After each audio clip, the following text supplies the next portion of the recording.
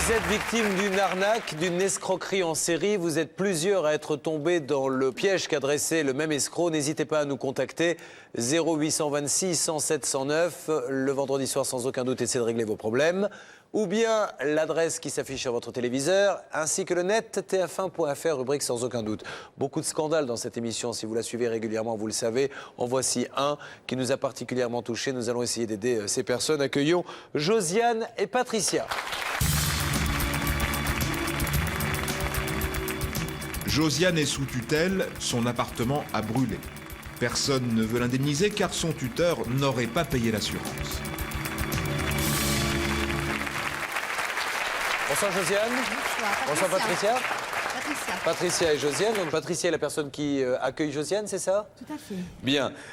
Madame, vous êtes donc à la tête d'une famille de 8 personnes. Oui. Et vous avez votre appartement qui a été complètement ravagé par un violent incendie. Oui. Donc vous vous retrouvez à la rue et du coup la famille est disséminée dans 3 lieux différents, si je ne m'abuse.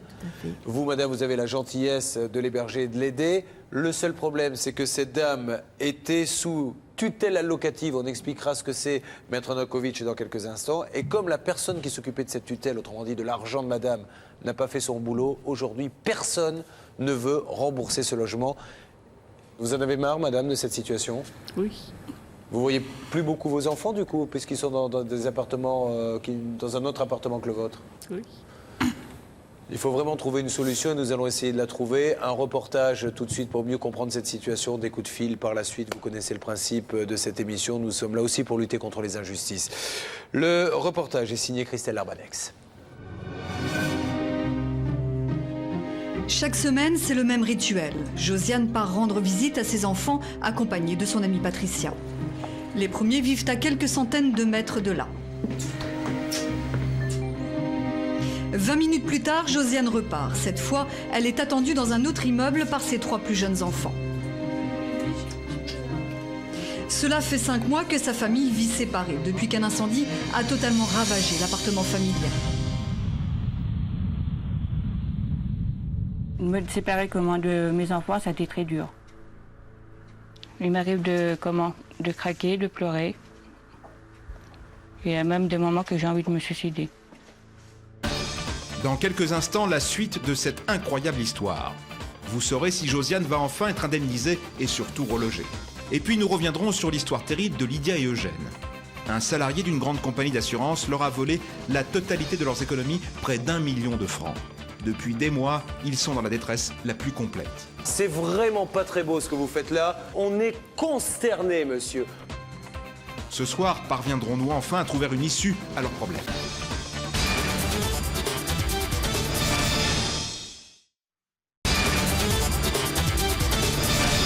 Il y a quelques instants, nous recevions Josiane. Elle est sous tutelle. Son appartement a brûlé, mais personne ne veut l'indemniser car son tuteur n'aurait pas payé l'assurance. Josiane et sa famille n'ont toujours pas été relogés 5 mois après ce drame. Une situation d'autant plus dramatique pour Josiane qui souffre de problèmes psychologiques. Elle est d'ailleurs sous tutelle. Heureusement, dans son malheur, elle a pu compter sur son amie Patricia pour l'héberger. J'ai accepté d'accueillir Josiane parce qu'il n'y avait personne pour l'accueillir. Elle a de la famille, mais personne ne l'aura accueillie. Et sinon, elle aurait été à l'hôtel. Evelyne, une autre amie de la famille, a accepté d'accueillir chez elle les 3 fils de Josiane, c'est-à-dire Nicolas, 20 ans, ainsi que Benoît et Philippe, les jumeaux de 14 ans. Mais dans l'appartement, il a fallu tout réorganiser. Bon, alors là, on a la chambre où il y a le grand qui dort. Et de l'autre côté, en face, c'est la chambre de ma fille qu'on a aménagée pour les jumeaux. Donc là, c'est le squat, c'est un peu en désordre, puisqu'on est obligé d'aménager pour les affaires, pour les matelas, c'est pareil, on a rajouté les matelas. Enfin, il y a Céline, la fille aînée de Josiane. Elle a trouvé refuge avec son compagnon et sa petite fille dans un appartement de fortune prêté pour 6 mois par une association. Dans 1 mois et demi, on va se retrouver à la rue avec ma fille et j'espère qu'on va avoir un logement parce que je ne sais pas comment on va faire. En attendant de trouver une solution, il a bien fallu s'organiser. Chez Patricia, la cuisine est aussi devenue une buanderie et la salle à manger une chambre à coucher.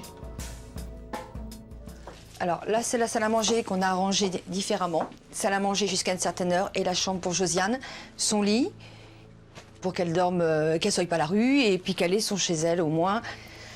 Alors là, c'est ma chambre. Nous avons été obligés de tout aménager différemment pour pouvoir justement réceptionner Josiane. L'ordinateur était au salon. Toute la chambre a été poussée. Normalement, bon, on avait agencé différemment, mais on a été obligé de tout pousser et de meubler, de mettre tous les placards qui étaient à la salle à manger dans la chambre pour pouvoir justement aérer de l'autre côté. En plus de l'appartement qui est maintenant un peu en surcharge, n'ayant plus de place à l'intérieur, on en place à l'extérieur. Le balcon est plein, il y a des affaires partout pour pouvoir justement, ne sachant pas où en mettre, on en place un peu partout. Cette situation dure depuis des mois et malgré l'amitié qui lie les deux femmes, les nerfs commencent à lâcher. Je suis à bout de cette situation parce que déjà, vous bouleversez une maison, vous bouleversez des affaires, il y a du linge partout, il y a des affaires partout. Non, on ne peut plus vivre ainsi. On ne peut pas vivre ainsi comme ça éternellement. On dépanne une semaine, on dépanne 15 jours, mais on ne peut pas dépanner plus de 5 mois, c'est pas possible. La fatalité est la seule explication. Tout commence le 15 novembre 2003. Ce jour-là, un violent incendie se déclare au 10e étage de cet immeuble. Josiane et les siens ne sont pas chez eux, mais quand ils reviennent 1 heure plus tard, il ne reste plus rien de leur vie. Quand je suis revenue à 10h15, j'ai voulu monter dans l'ascenseur avec mes 2 jumeaux. Et on a vu que la porte était ouverte grande comme ça. Et la porte a flambé. Donc j'ai pas pu remonter, je suis descendue. Et moi j'ai paniqué, j'ai appelé les pompiers et les flics. Pendant des heures, les pompiers vont lutter contre les flammes. Mais lorsque l'incendie est enfin maîtrisé, Josiane comprend qu'elle vient de tout perdre. Ses animaux domestiques, mais aussi ses souvenirs. Il ne lui reste plus rien. Pour la première fois, elle accepte de revenir sur les lieux du drame avec ses enfants.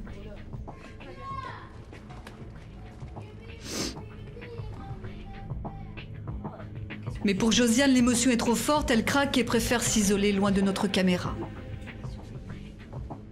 Revenir sur des lieux comme ça, en plus qu'elle a été impuissante, elle était présente devant la porte, l'incendie quand ça s'est passé, les pompiers l'ont fait monter, elle était devant la porte quand on a entendu les bêtes agonir et se mettre à hurler tellement qu'on ne pouvait rien faire puisque la porte était en feu. Et ça sera une blessure indélébile de toute manière. Après l'incendie, la solidarité s'organise dans le quartier autour de Josiane et de ses enfants. Jouets, vêtements, nourriture, hébergement, l'on part au plus pressé. Josiane est sous le choc, c'est donc Patricia et Evelyne qui vont s'occuper de toutes les démarches administratives. Mais Patricia va découvrir une bien mauvaise surprise. On était en train de préparer les papiers quand le bailleur nous a téléphoné en nous disant « Josiane n'est pas assurée ». Je fais comment elle n'est pas assurée? J'attendais, c'est une amie, je suis sa façon d'être à la maison, elle devait être assurée. Et en fin de compte, il s'avère qu'elle était sous tutelle et que la personne n'a fait nullement les papiers comme il aurait fallu. Il y a eu négligence et en fin de compte, les papiers n'étant pas faits, Madame Josiane se retrouve sans assurance. D'après le bailleur donc, Josiane n'était plus assurée au moment du sinistre. Pas d'assurance, donc pas d'indemnisation. Nous décidons de contacter cette assurance afin d'avoir quelques explications. Au téléphone, on nous confirme qu'il y avait bien un contrat, mais que ce dernier a été résilié quelques mois avant l'incendie. Mais pourquoi ça a été résilié? Parce que... Attendez 2 secondes, je vais regarder. Merci, c'est gentil. Pour non-paiement. Pour non-paiement. Ça a été résilié pour non-paiement, alors par vous-même en fait. Voilà. Au moment où cette assurance a été résiliée pour non-paiement, Josiane était sous tutelle allocative. Autrement dit, toutes ces démarches administratives étaient gérées par un organisme car Josiane en est incapable. Et cela comprend aussi son assurance habitation. Nous décidons d'aller rencontrer la tutrice, chargée à l'époque de s'occuper des affaires de Josiane. Le souci, c'est que l'assurance me dit on a résilié parce qu'il y a eu un défaut, un oubli de paiement. Donc je voulais savoir qu'est-ce que vous en pensiez, qu'est-ce qui s'est passé? Est-ce que vous avez oublié de payer quelque chose? Qu'est-ce qui s'est passé? J'essaie de me souvenir, mais... Non, à ma connaissance, ça avait été payé, quoi. Vous ne savez pas, madame? Nous, l'assurance nous dit que non. De toute manière, c'est pas toi qui fais l'échec. Mais de toute façon, bien sûr, c'est pas moi qui me fais. Et à partir du moment où on est en congé, je veux dire que normalement, ça. C'est le service qui doit avoir trace de ça. Bien sûr. La tutrice rejette la responsabilité sur son service hiérarchique. Nous décidons donc de nous rendre à l'organisme de tutelle. Sur place, il n'y a plus qu'une secrétaire. Après de longues minutes de négociation, elle accepte enfin d'appeler pour nous la directrice. Ok. Madame la directrice. Oui, bonjour Madame Dubras pour Madame Chevaux. Oui, je vous téléphone parce que là, on a d'énormes soucis avec les assurances et on aimerait savoir comment faire la mise en cause parce que Madame, pour le remboursement de ces assurances, comment on va faire? Écoutez, c'est la première fois que je vous ai au téléphone. Je veux bien répondre à vos questions, madame, mais Oui. je n'ai pas de dossier. D'accord. À savoir, voilà. Donc je veux bien tout à fait traiter cette question avec vous. D'accord. Aucun souci. D'accord. Nous n'en saurons pas plus. Cela fait maintenant 5 mois que Patricia cherche un interlocuteur. En attendant les explications de cet organisme concernant le non-paiement de la prime d'assurance, un autre problème subsiste. Josiane et sa famille n'ont toujours pas été relogées et la cohabitation avec les familles d'accueil devient de plus en plus difficile chaque jour. Le plus difficile pour moi, c'est de voir que on a l'impression que personne ne bouge à côté. On a l'impression, nous, de se battre avec la personne qui héberge Josiane, de se battre contre des moulins à vent, que les services sociaux et tout ça, ça bouge pas, que personne n'est là pour nous écouter. On se présente à la mairie, on se fait envoyer promener dans les grandes largeurs. C'est tout juste si on ne nous envoie pas les vigiles à l'entrée. Donc c'est vrai qu'il arrive un moment où on dit stop, il faut faire quelque chose, quoi. De manière générale, bol de tout le monde parce que j'ai frappé à toutes les portes, personne ne fait rien. Je ne nommerai nullement ce qui s'est passé, où j'ai été, mais tout ce que j'ai à dire, c'est que toutes les démarches que j'ai faites, il n'y en a aucune qui ont abouti. Ça fait 5 mois ça dure, ça fait 5 mois qu'on se cogne contre les portes. Et on n'a rien. Le reportage est signé Christelle Larbanex. C'est vraiment votre sentiment à toutes les deux que débrouillez-vous et... L'impuissance, c'est ça, c'est de l'impuissance. On ne peut rien faire. On va vers les personnes, on est mis dehors. Une fois, on a été à une réunion de quartier, on nous a dit « Oh, son problème n'en est pas un soulevé, on a des problèmes de nuisance de rue. » J'ai dit « Mais attendez, le sien, c'est quoi comme problème ?» Je dis « Attendez, il ne faut pas exagérer. » Et on nous a mis dehors dans cette réunion de quartier, qui est normalement là pour toutes les personnes. Parce que si rien ne se passe là, qu'est-ce qui va arriver? Ils vont pas rester ad vitam aeternam comme ça à droite et à gauche. On ne peut pas rester indéfiniment comme ça. On a des façons différentes de vivre, on ne peut pas rester comme ça. Elle a envie d'être avec ses enfants, je suppose. Elle veut ses enfants. Si on ne les avait pas accueillis en novembre, ça aurait été quoi? 8 SDF? 8 personnes dans la rue? Alors, Maître Novakovic, il y a deux problèmes. Celui du relogement, mettons-le de côté pour l'instant, mais il y a ce problème déjà d'assurance qui n'a pas été payé. Alors, expliquez-nous en 2 mots le principe de cette tutelle. La tutelle aux prestations sociales est une mesure ordonnée par le juge qui a pour objectif justement de protéger une personne qui n'utilise pas à bon escient les avantages financiers qui lui sont accordés par l'État. Donc cette personne est sous tutelle à ce niveau-là, c'est uniquement les prestations sociales qui sont mises sous tutelle et la gérante de tutelle doit affecter ces sommes aux dépenses de première nécessité, à savoir donc la nourriture, mais aussi dépenses de logement. Dépenses de logement, assurance habitation obligatoire. Donc, vous avez tout à fait raison, vous êtes tourné vers la gérante de tutelle, elle est responsable de ces agissements, elle aurait dû régler l'assurance habitation, nous devons la contacter. Elle-même dépend d'un organisme qui est lui aussi responsable des actes de ces... Ils ont forcément une assurance, ils devront prendre, si vous voulez, acte de leur faute et faire en sorte de leur trouver un logement. Démarrons, si vous le voulez bien, par le service des tutelles aux prestations sociales. Je vous pose la question, qu'attendez-vous aujourd'hui de Sans Aucun Doute? Qu'on la reloge, qu'il y ait indemnisation par la suite, mais qu'on la reloge, qu'on lui donne un logement, qu'elle retrouve sa vie, ses enfants, qu'elle retrouve une vie digne, quelque chose d'elle, quelque chose qui lui est dû quand même. Elle n'a pas demandé à ce qu'il lui tombe cet incendie sur la tête, elle n'a pas demandé ça. Elle n'a pas demandé à perdre ses souvenirs, à perdre sa vie, et puis que cette famille soit disloquée. Nous demandons à la régie de faire le premier numéro de téléphone. Nous appelons le directeur du service des tutelles. Allô? Oui, monsieur le directeur? Oui, bonjour. Bonjour, je suis Julien Courbet. Ravi, monsieur, je suis le directeur général de l'association. Merci mille fois, monsieur, de nous parler. Voilà, on essaie de comprendre et d'aider, hein, puisque vous savez qu'ils sont, la famille Chevaux est en pleine détresse. Ils sont nombreux, logés dans 3 endroits différents, puisque leur appartement a brûlé. Vous connaissez le cas? Oui, tout à fait. Voilà. Alors, il apparaîtrait, mais c'est pour ça que je tenais absolument à vous poser la question et à pouvoir dialoguer avec vous, qu'il y aura un grave problème d'assurance et que l'assurance n'aurait pas été payée. Or, cette Madame Chevaux était sous tutelle, donc la tutrice n'aurait pas payé l'assurance. L'assurance correspondant au logement de Madame Chevaux a été réglée et elle était en règle, si j'ose dire, de sa situation à ce sujet-là. Nous avons appelé la fameuse assurance pour en savoir plus et eux nous disent que le 4 août 2002, ils ont effectivement résilié votre contrat pour non-paiement. Or, à ce moment-là, si je ne m'abuse, la tutrice s'occupe des paiements. Donc la tutrice n'aurait pas payé l'assurance. Circonstance aggravante. Non, je m'inscris en faux. Elle est payée. Cette assurance est payée. Ah, mais alors monsieur, si vous voulez, nous allons appeler la dame de l'assurance pour vérifier. Oui, mais la famille a peut-être été résiliée par cette assurance. En tout état de cause, nous n'avons jamais été informés de cette résiliation. Non mais ce que j'arrive pas à comprendre dans le principe de la tutelle, c'est que si on part du principe que les gens ne sont pas capables de gérer eux-mêmes, et c'est tout à votre honneur de diriger une institution aussi noble, mais ça veut dire que vous avez le droit, sur une somme qui vous est allouée, de payer, de choisir l'assurance, de payer le logement, et vous ne recevez aucun courrier. Donc d'un côté, ces gens-là doivent vous prévenir, on pense qu'ils n'ont pas la faculté de gérer leur budget, mais on leur demande quand même de tenir une comptabilité sur les recommandés, de tenir une comptabilité sur les échéances et tout ça. Surtout qu'on n'est pas, monsieur le directeur, en matière de faute.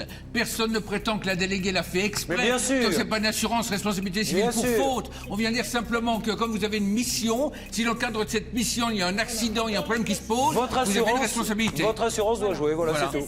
Ça rentre Voilà. exactement dans le cas de figure. Je pense que si notre responsabilité pouvait être engagée, n'ayez pas de doute.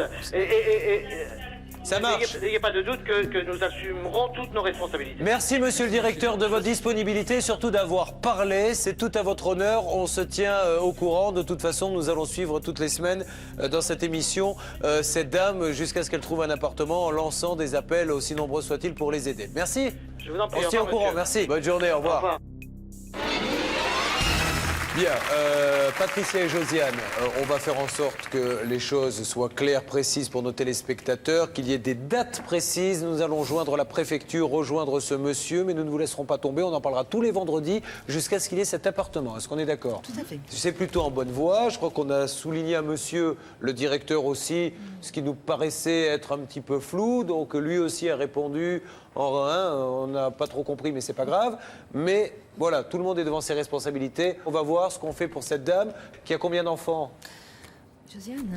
6 enfants. Donc ça suffit maintenant. On doit pouvoir l'aider. Donc on va le faire et vous aurez la réponse très très rapidement, croyez-moi. Quelques jours plus tard, Josiane revient sur le plateau de Sans aucun doute.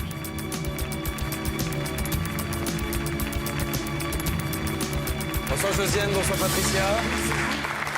Alors nous nous sommes rencontrés il y a une semaine, nous avons donné beaucoup de coups de fil, on a vu malheureusement que on ne nous écoutait pas trop.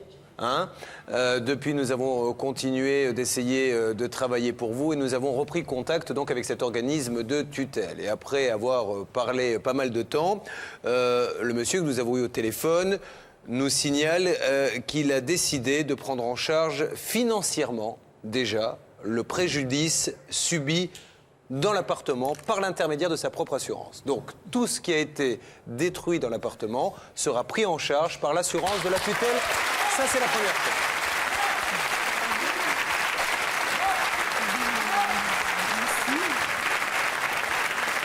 Vous êtes contente? La deuxième chose, c'est que, et ça c'est plutôt une mauvaise nouvelle, vous savez qu'il y a eu une demande d'appartement qui a été rejetée.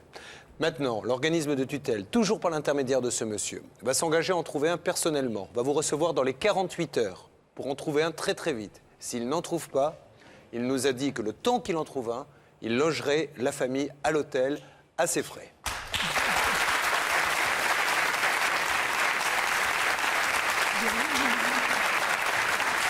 Donc si tout va bien, je pense que d'ici quelques jours et semaines, l'appartement sera là par son intermédiaire. D'accord? Eh ben encore merci à vous tous et beaucoup, sincèrement, excusez-moi, mais je suis émue parce que franchement c'est tellement de combats et puis j'avais peur encore qu'on... Mais non, mais de toute manière, si on vient vous voir, c'est parce qu'on sait qu'on arrivera et que vous ferez quelque chose pour nous. Merci, c'est gentil. Non, c'est On moi vous qui vous raccompagne à remercie. toutes les deux. Bon retour.